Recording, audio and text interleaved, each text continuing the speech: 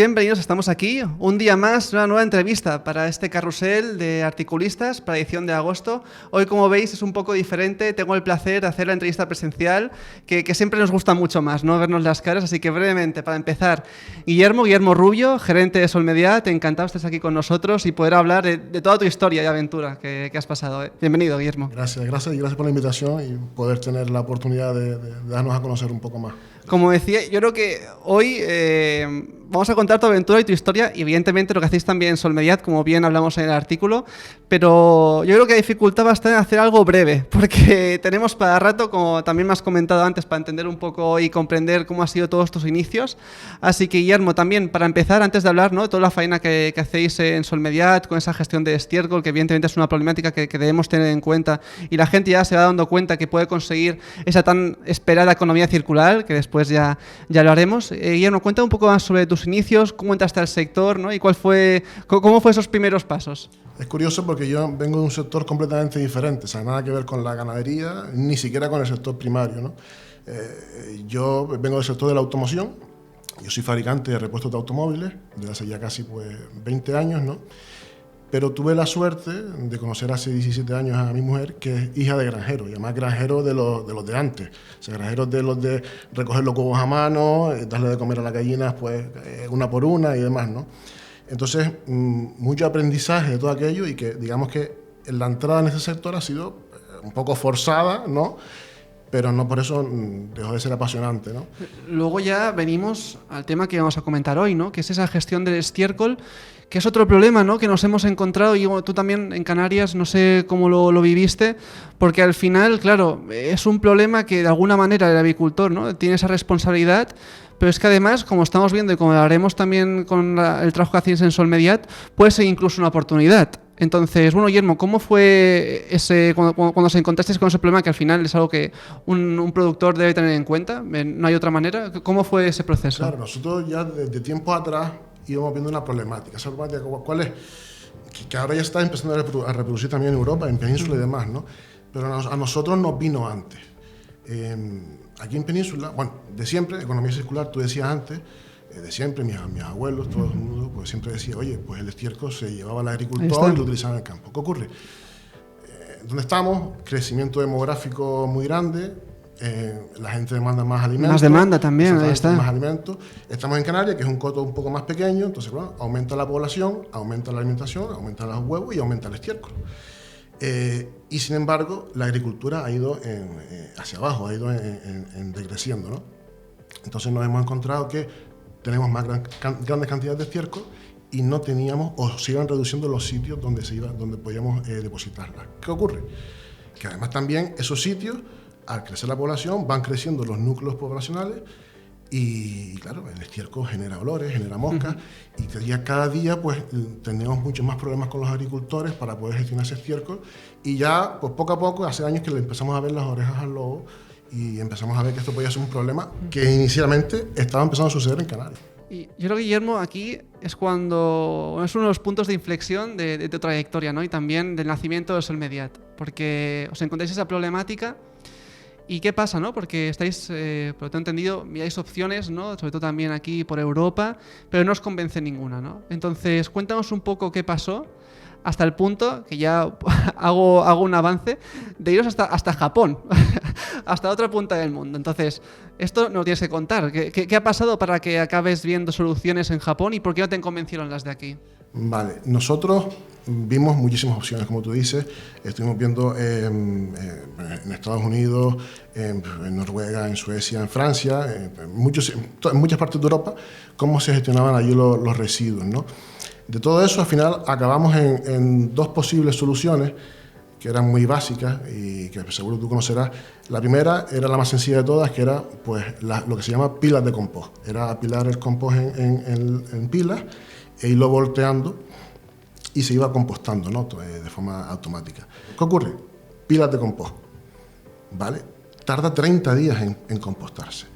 Necesitamos una pila de compost para cada día del mes y unas extensiones de terreno muy grandes que no teníamos.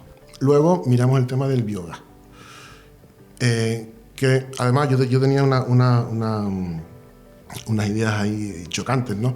Porque yo siempre pensaba en economía circular. Yo decía que el biogás no era economía circular, porque estábamos convirtiendo el gas para encender una bombilla, o sea, no cerrábamos, claro. Era algo que tenía yo en la cabeza, no cerrábamos el círculo, ¿no? Como empresa, pues sí, entonces tenía un rédito económico importante, el poder vender la electricidad, si te la compraba alguien, o al precio que te la comprara, pero no nos solventaba el problema. ¿Por qué?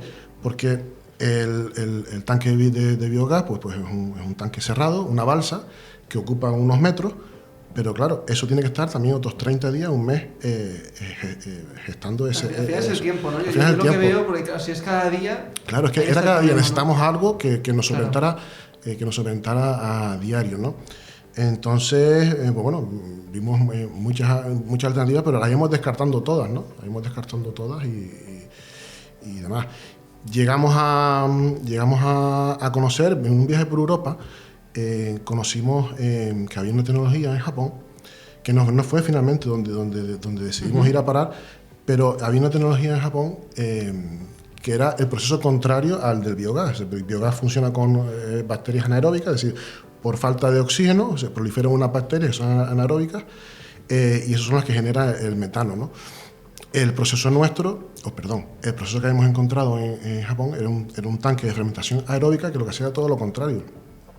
Era meter aire forzado y acelerar el proceso de compostaje muy rápido. Pero también lo descartamos. Inicialmente lo habíamos descartado porque era extremadamente caro y eran máquinas muy pequeñas. No nos servía.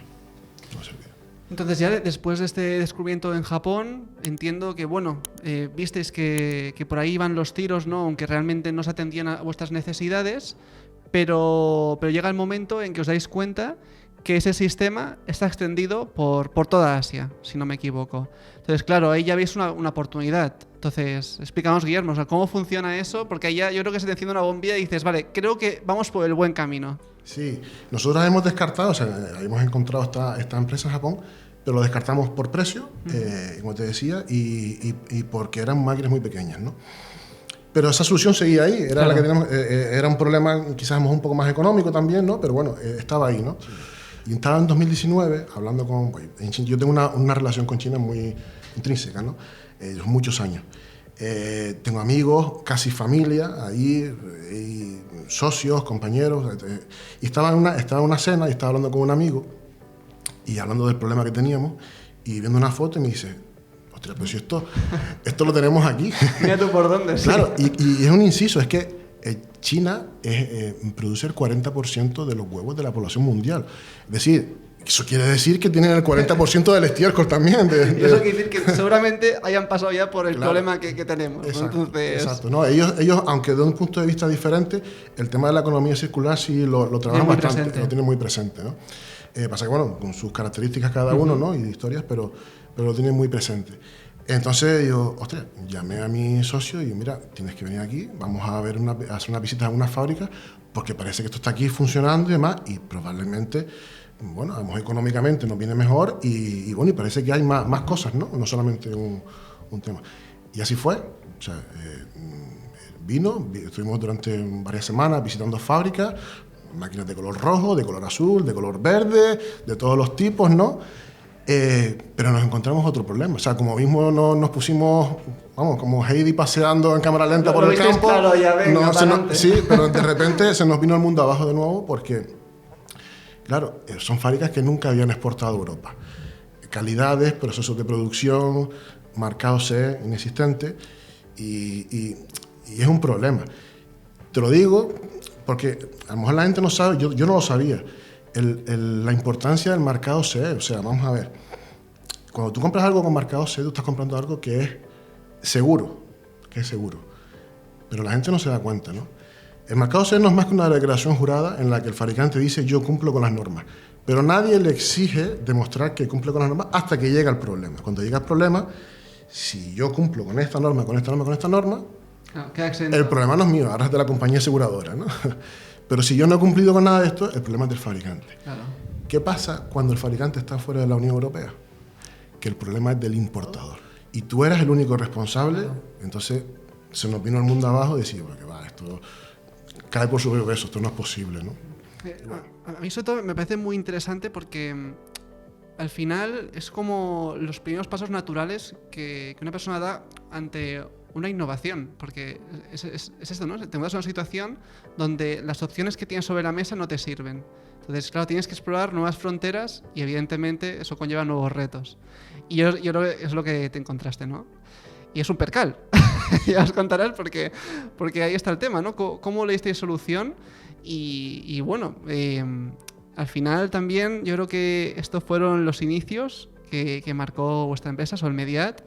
Entonces, explícanos también ese nacimiento, ¿no?, de la empresa, cómo fue y hasta el punto de estar ahora, ¿no? Que ya nos contarás después cómo os posicionáis en el mercado y al final habéis encontrado esa solución tan deseada. Entonces, cuéntanos un poco, ¿cómo procedes después de este marrón que os encontráis? Pues este procedimiento es, como dices, el nacimiento de Solmediat.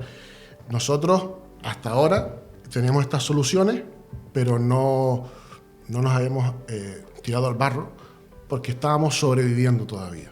Pero llegó la pandemia y por motivos X no pudimos seguir llevando el estiércol a los vertederos. Entonces, que la frase suene mal, estábamos metidos en la mierda. O sea, que nunca mejor dicho. O sea, nos salía el estiércol por las orejas, literalmente. Entonces, vamos, llamamos a China, de forma de decir, fue un correo electrónico, pero bueno, vamos a China y decir, oye, mira, mándanos máquina, porque sea como sea, da igual que nos asegure, necesitamos. Porque es que o ponemos la máquina o cerramos la empresa. O sea, es que no tenemos otra alternativa, ¿no? Y nos dicen, no te la podemos vender. Digo, ¿cómo que no me la puedes vender? Dicen, no, porque estamos en pandemia, están las fronteras cerradas y no pueden ir nuestros ingenieros a montártela. ¡Ostras! Bueno, pues da igual, la montamos nosotros. No se puede. La montamos nosotros, pues finalmente la compramos y lo que ellos montan en 10, 15 días, nosotros tardamos 3 meses en montarla. Pero la montamos.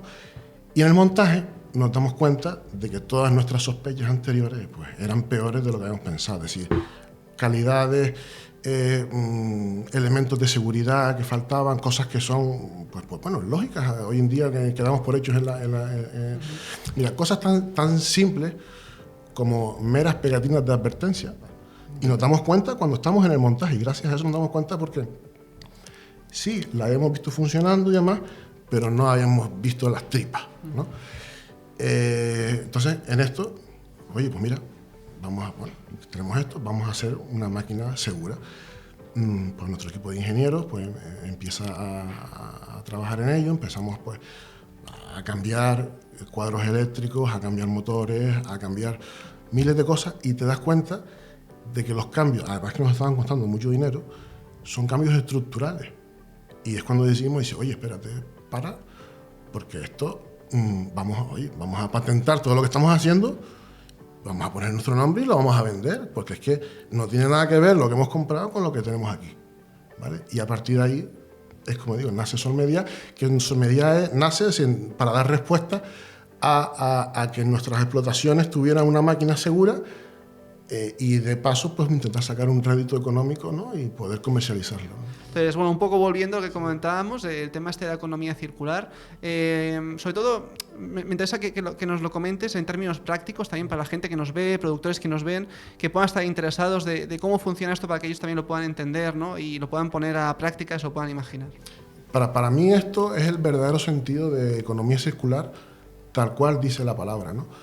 Porque, además te lo defino con un pequeño ejemplo. De la tierra hay una semilla, y esa semilla pues van a ser por ejemplo, un cereal.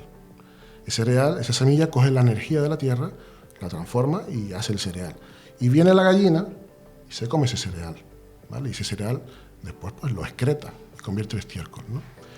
Pues ese estiércol nosotros lo estamos convirtiendo, lo estamos valorando, ¿vale? Le estamos dando un valor añadido y lo estamos devolviendo de nuevo a la tierra para proveer a la tierra de nuevo de energía para que crezca ese cereal de nuevo, ¿no? Entonces, eso para mí es realmente economía circular. Y no solamente ahora hablo de la parte bonita, es decir, de economía circular, lo que sale de la tierra pues vuelve a la tierra, ¿no?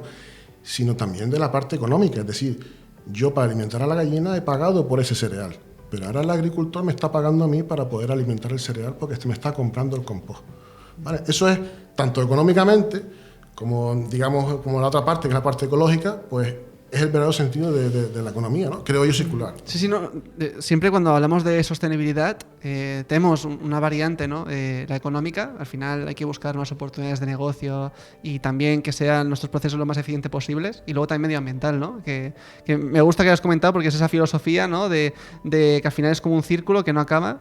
Entonces, sí, no, por esa parte, yo desde luego el compostaje, como comentaba, yo creo que es la vía lógica. Al final es una...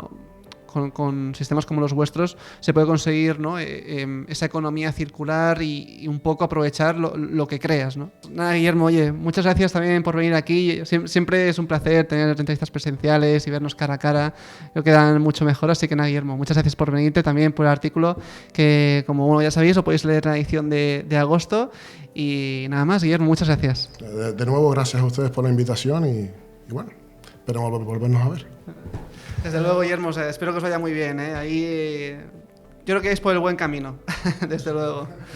Pues nada, si os ha gustado este contenido, no olvidéis darle me gusta, compartirlo. Ya sabéis que aquí tenemos todo tipo de entrevistas que os pueden ayudar en cualquier tipo de producción avícola. Así que dejamos esta entrevista con Articulista edición de agosto y nos vemos en la siguiente. Gracias.